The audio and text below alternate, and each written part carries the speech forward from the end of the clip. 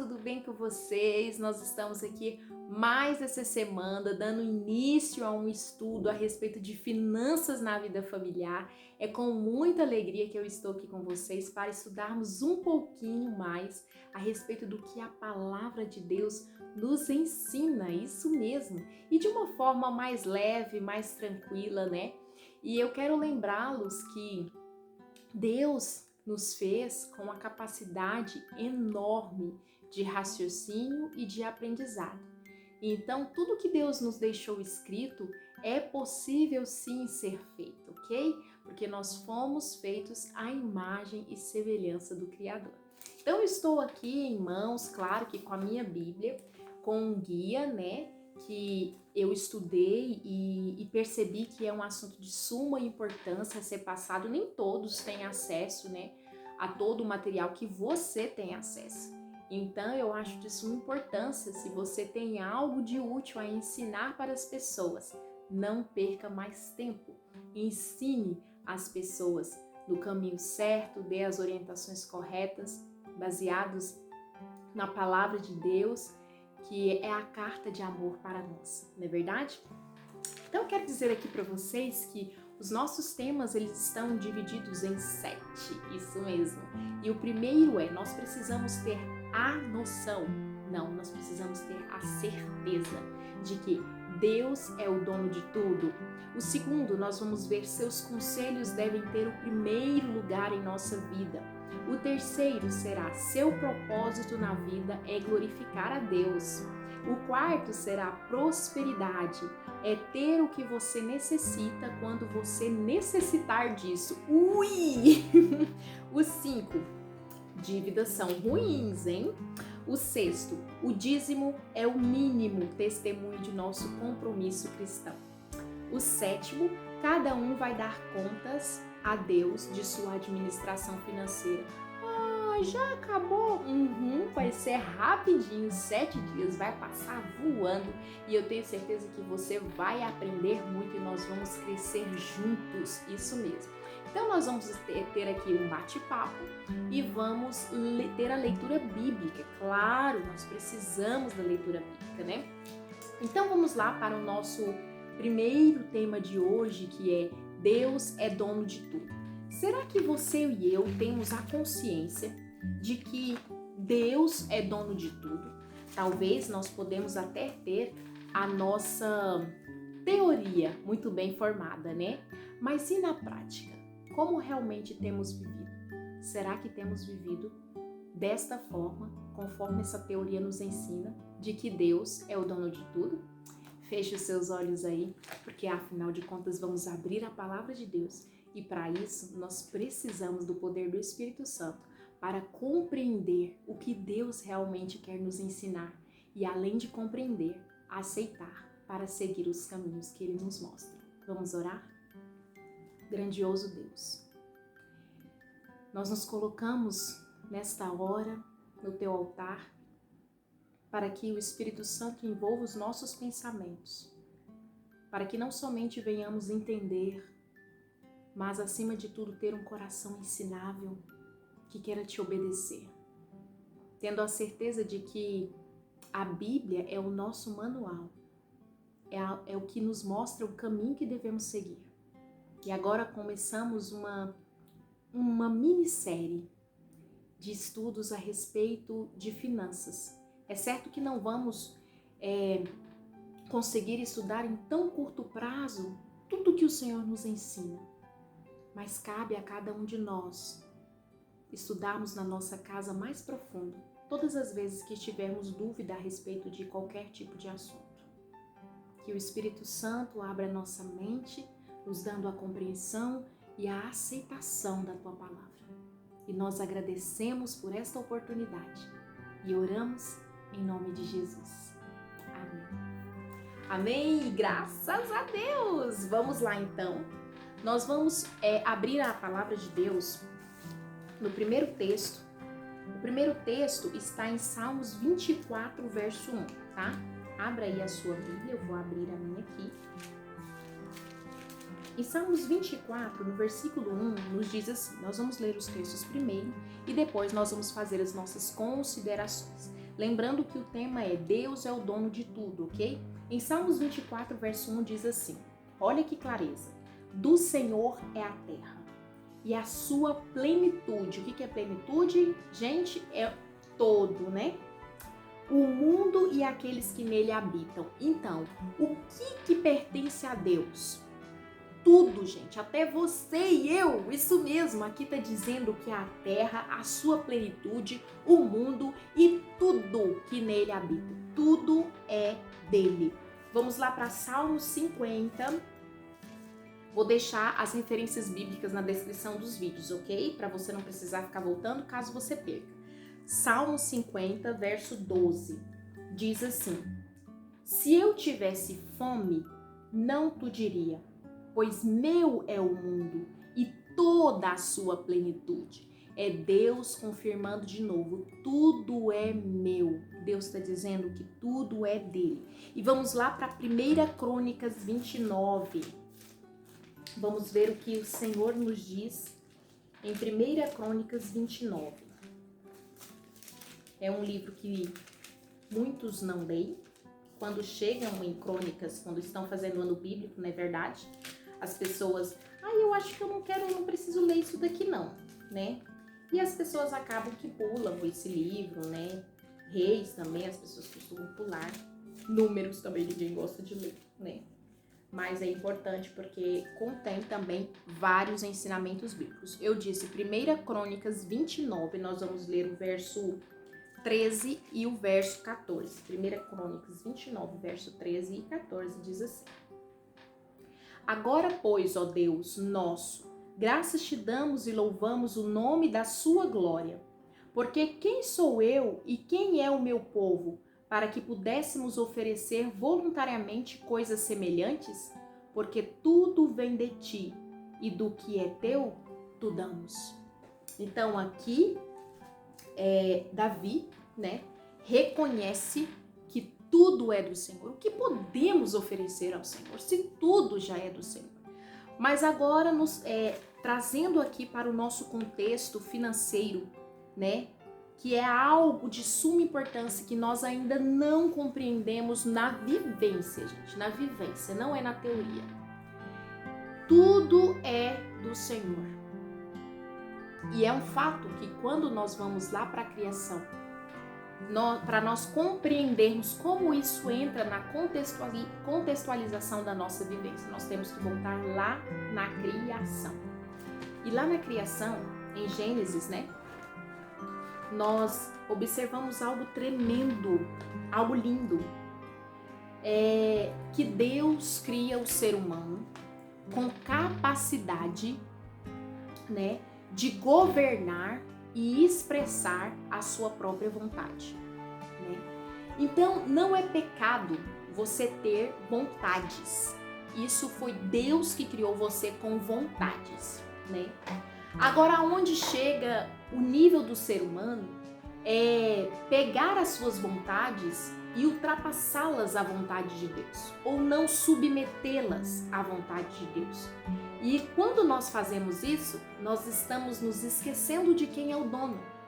Quando Deus cria o homem, lá no início de tudo, ele o coloca para governar a terra.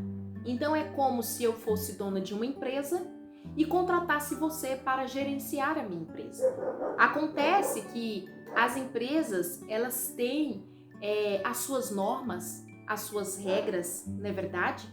Mas o meu gerente, ele tem autonomia para agir de conformidade com as regras. Se ele infringir as regras, certamente ele vai ter que colher com as consequências. E é isso que ocorre aqui. Nós somos mordomos do Senhor e possuímos sobre nós, né? Tem aí uma regência maior. Tem as regras e as orientações de Deus, como devemos governar. Como devemos reger essa confiança que o Senhor colocou em nossas mãos, né? E o ponto crucial que nós podemos perceber é que quando nós reconhecemos verdadeiramente que Deus é o dono de tudo, logo nós vamos pedir orientação a Deus de como reger as nossas finanças. E o que nós temos visto são seres humanos que querem fazer o que bem entendem do dinheiro, porque pensam: eu trabalhei, o suor é meu, o dinheiro é meu, o salário é meu, logo eu compro o que eu quero, eu consumo o que eu quiser, né?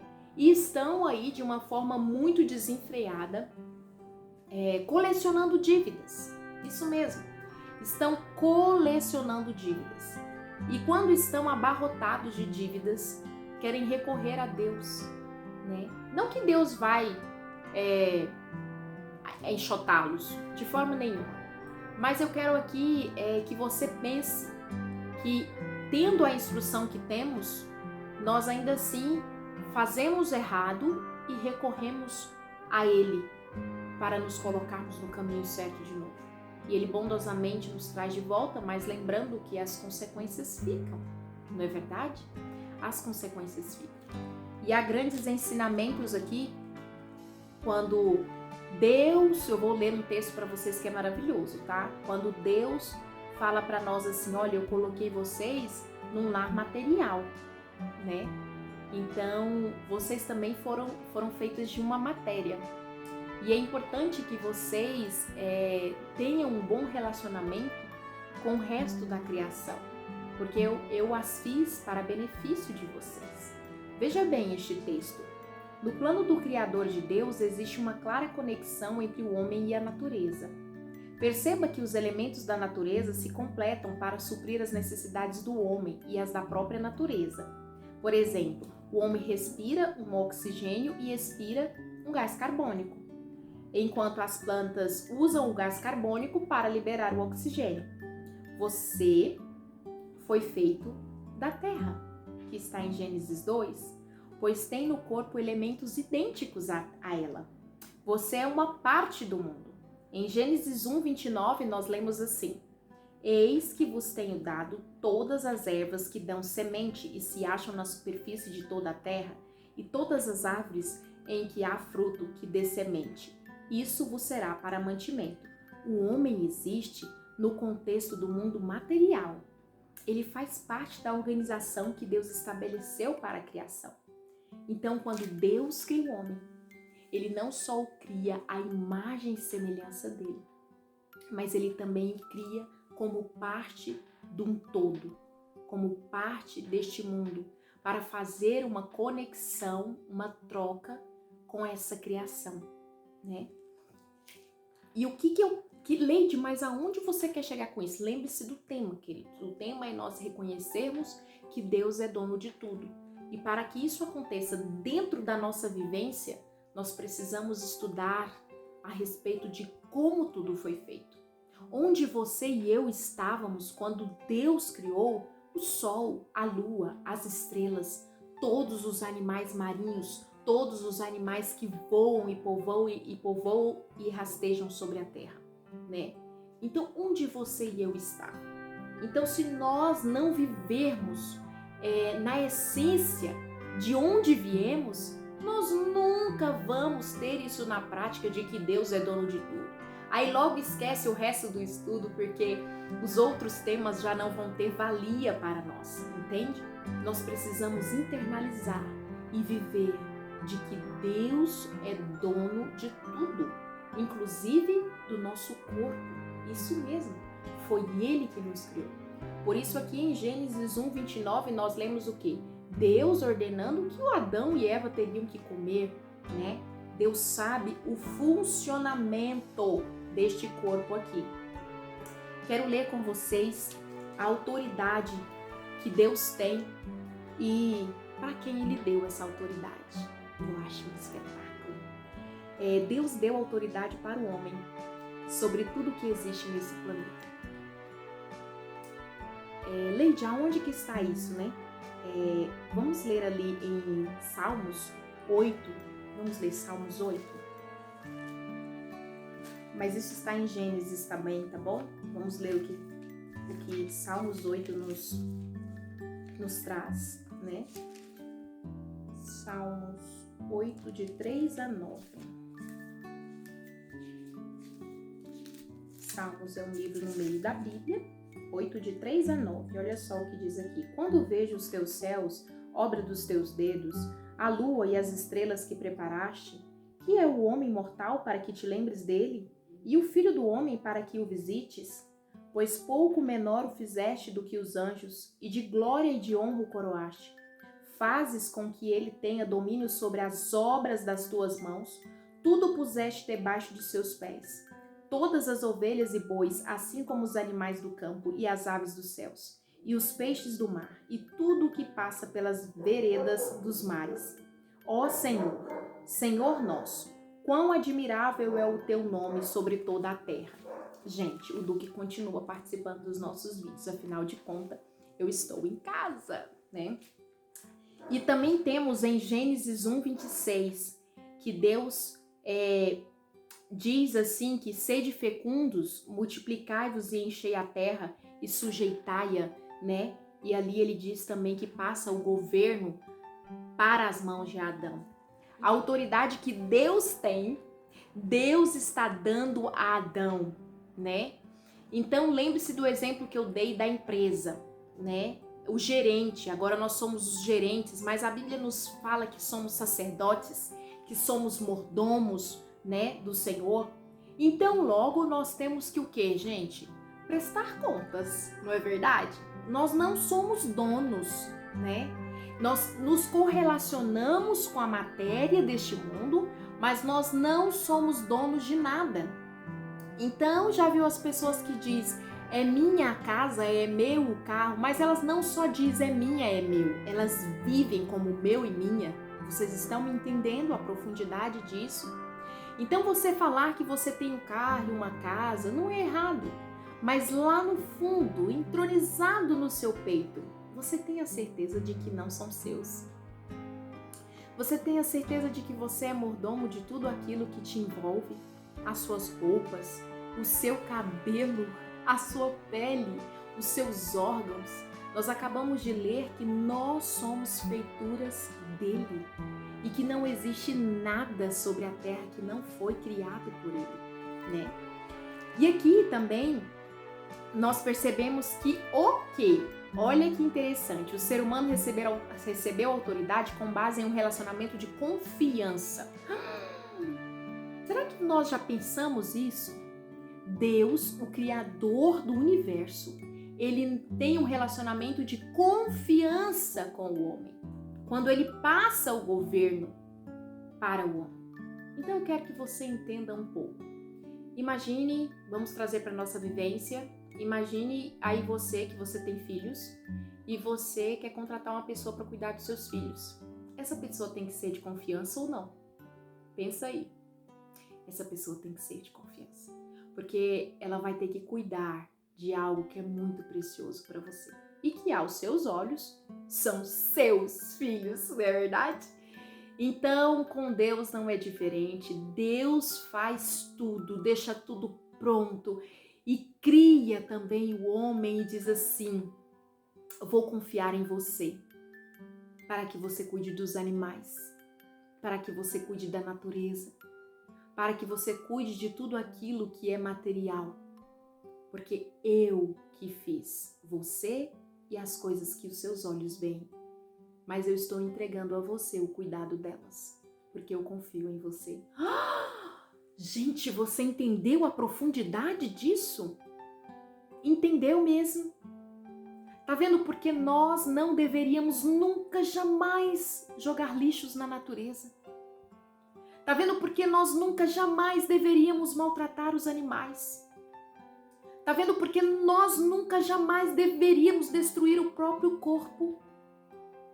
Porque nada é nosso. Tudo é dele. Você está entendendo essa profundidade?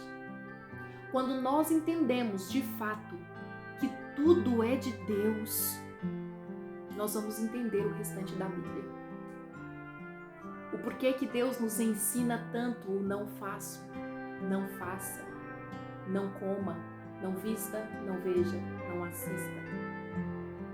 Nós vamos entender os nãos de Deus, queridos, e vamos aceitar e vamos obedecer. Quando nós entendermos esse primeiro princípio, que Deus é o dono de tudo, nós, pela confiança que Ele depositou em nós, somos mordomos dele, para cuidar de tudo que os nossos olhos estão vendo. Nós precisamos cuidar e não destruir. E eu quero lembrá-los aqui, voltando, direcionando agora para a vida financeira. Diz assim, o primeiro casal podia desfrutar a grande variedade dos mais saborosos frutos, exceto um, que era a árvore do conhecimento do bem e do mal.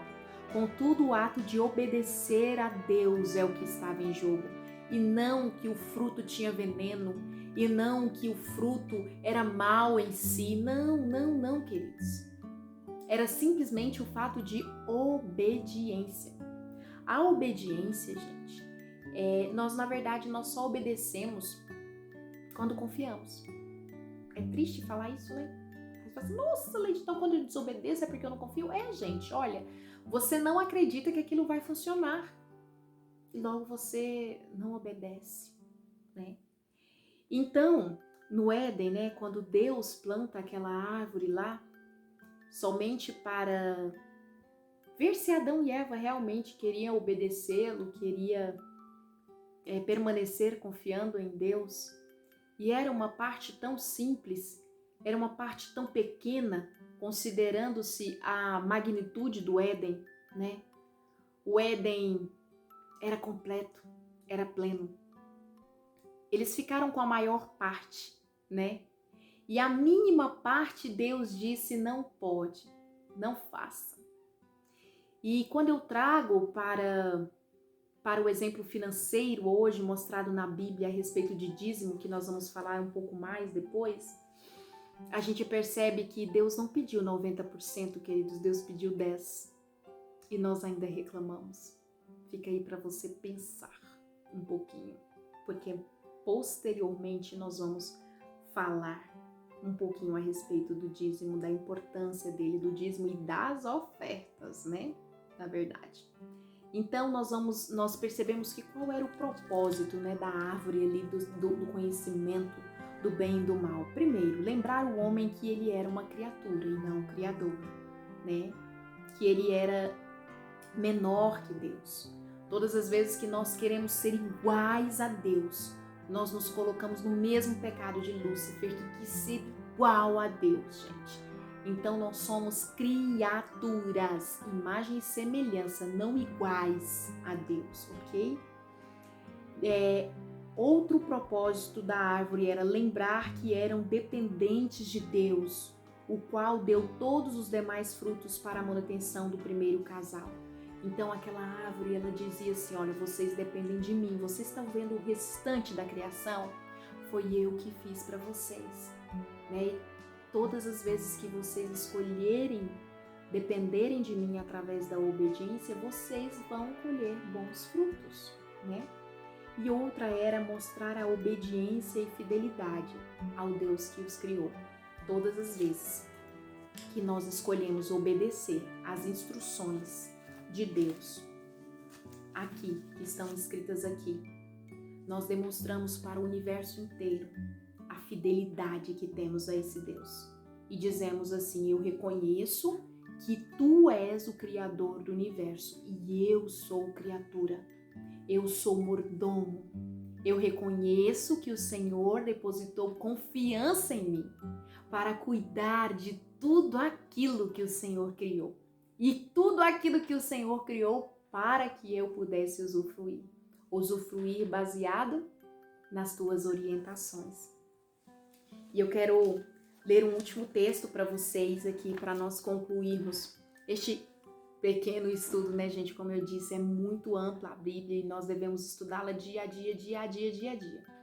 E entenda, esse primeiro tema é de suma importância para que os demais entrem na sua vida e na sua mente de uma forma leve e de uma forma coerente, Não é nada de goela abaixo, gente.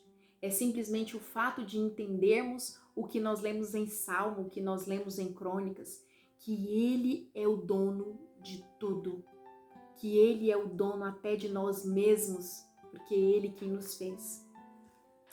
E eu quero dizer aqui para você Deus te criou com livre-arbítrio.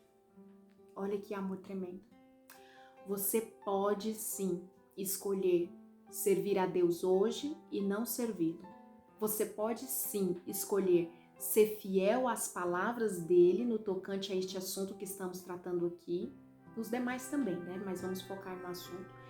Como você deve dirigir as finanças da sua casa, como você deve prestar contas a Deus. Você é livre para obedecer a Deus ou não.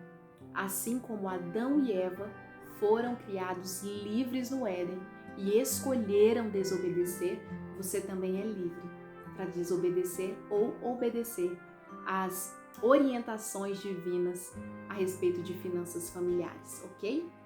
Então aqui eu quero ler um texto para vocês que diz assim: a Bíblia convida a ter uma vida espiritual, mas ela também diz que estou inserida em uma realidade material, que foi o que vemos um pouquinho. Eu preciso de roupa, casa e comida. Associado a isso, o modo como eu administro meu dinheiro influencia meu relacionamento com Deus. Meu talão de cheque, meu cartão de crédito e minhas compras são um constante diário contando as histórias daquilo que é prioridade em minha vida. Eu permito que minha segurança venha do meu caminhar com Deus, ou eu busco isto em minha habilidade para acumular e usar a fartura de posses materiais. E aí, você está confiando na segurança que vem do Criador, porque você já entendeu que Ele é dono de tudo, ou você está confiando nas suas habilidades em acumular posses? Isso aqui te traz segurança. Quem será o Deus de minha vida? Deus ou os bens materiais? Quem será o Deus da sua vida? Os seus bens ou o Deus, o Criador do universo?